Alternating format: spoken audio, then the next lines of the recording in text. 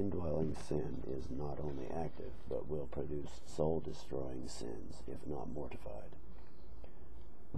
Sin will not only be striving, acting, rebelling, troubling, disquieting, but if let alone, if not continually mortified, it will bring forth great, cursed, scandalous, soul-destroying sins. The apostle tells us what the works and fruits of it are.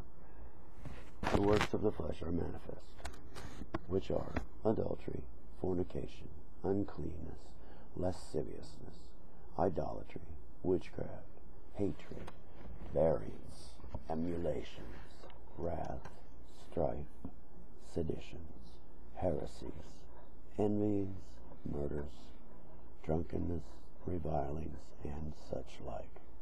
Galatians 5:19-21. You know what it did in David and sundry others. Sin aims always at the utmost.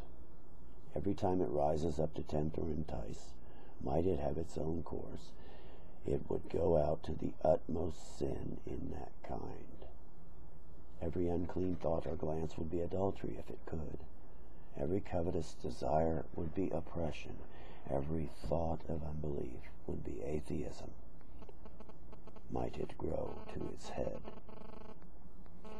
Men may come to that sin may not be heard, speaking a scandalous word in their hearts, that is, provoking to any great sin with scandal in its mouth, but yet every rise of lust, might it have its course, would come to the height of villainy.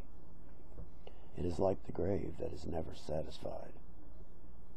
And herein lies no small share of the deceitfulness of sin, by which it prevails to the hardening of men, and so to their ruin. Hebrews 3:13. It is modest, as it were, in its first motions and proposals, but having once got footing in the heart by them, it constantly makes good its ground, and presses on to some farther degrees in the same kind. This new acting and pressing forward makes the soul take little notice of what an entrance to a falling off from God is already made. It thinks all is indifferently well if there be no further progress, and so far as the soul is made insensible of any sin, that is, as to such a sense as the gospel requires, so far it is hardened, but sin is still pressing forward, and that because it has no bounds but utter relinquishment of God in opposition to him. That it proceeds toward its height by degrees, making good the ground it has got by hardness, is not from its nature, but its deceitfulness. Now nothing can prevent this but mortification, that withers the root, and strikes at the head of every sin every hour, so that whatever it aims at, it is crossed in. There is not the best saint in the world, but if he should give over this duty, would fall into as many accursed sins as any did of his kind. Indwelling sin is to be opposed by the Spirit and the new nature. This is one main reason why the Spirit and the new nature are given unto us, that we may have a principle within us whereby to oppose sin and lust. The flesh lusts against the Spirit. Well, and what then? Why, the Spirit also lusts against the flesh. Galatians 5:17. There is a propensity in the Spirit, or spiritual new nature, to be acting against the flesh, as well as in the flesh to be acting against the Spirit. 2 Peter 1:4-5. It is our participation of the divine nature that gives us an escape from the pollutions that are in the world through lust. And there is a law of the mind, Romans 7:23, as well as a law of the members. Now this is first the most unjust and unreasonable thing in the world, when two combatants are engaged, to bind one and keep him up from doing his utmost, and to leave the other at liberty to wound him at his pleasure. And secondly, the most foolish thing in the world, to bind him who fights for our eternal condition, and to let him alone who seeks and violently attempts our everlasting ruin. The contest is for our lives and souls, not to be daily employing the Spirit and new nature for the mortifying of sin is to neglect that excellent succor which God has given us against our greatest enemy. If we neglect to make use of what we have received, God may justly hold his hand from giving us more. His graces as well as his gifts are bestowed upon us to use, exercise, and trade with. Not to be daily mortifying sin is to sin against the goodness, kindness, wisdom, grace, and love of God, who has furnished us with a principle of doing it. The results of neglecting the mortification of indwelling sin. Negligence in this duty casts the soul into a perfect contrary condition to that which the apostle affirms was his. Though our outward man perish, yet the inward man is renewed day by day. 2 Corinthians 4:16.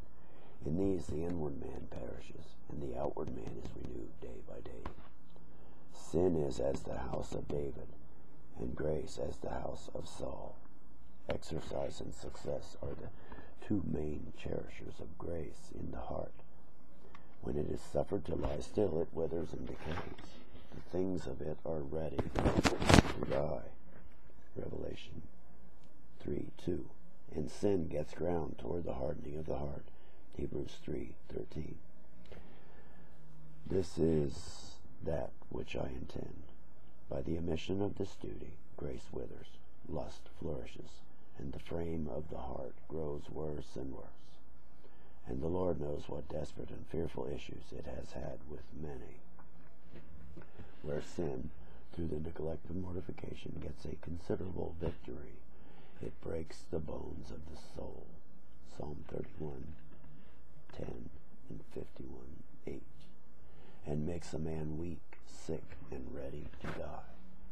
Psalm 38:3-5. So that he cannot look up. Psalm 40:12. Isaiah 33:24. And when poor creatures will take blow after blow, wound after wound, foil after foil, and never rouse up themselves to a vigorous opposition, can they expect anything but to be hardened through the deceitfulness of sin, and that their souls should bleed to death? 2 John 8. Indeed, it is a sad thing to consider the fearful issues of this neglect, which lie under our eyes every day.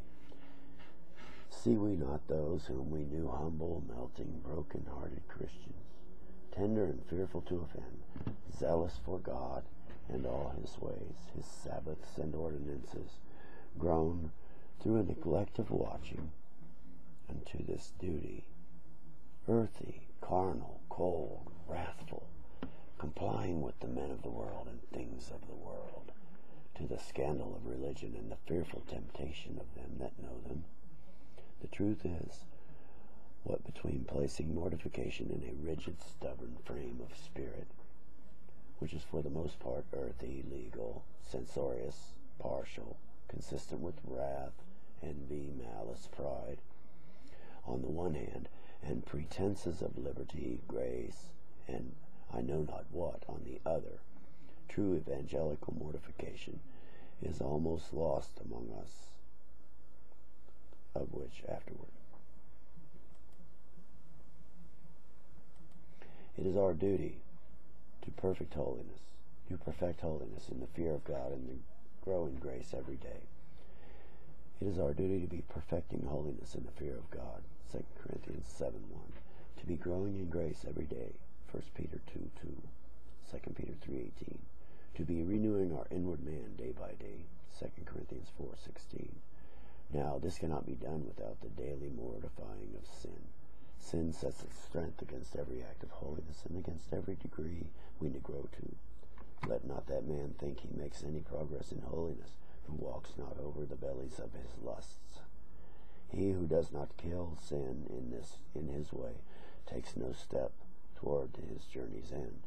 He who finds no opposition from it, and who sets not himself in every particular to its mortification, is at peace with it, not dying to it.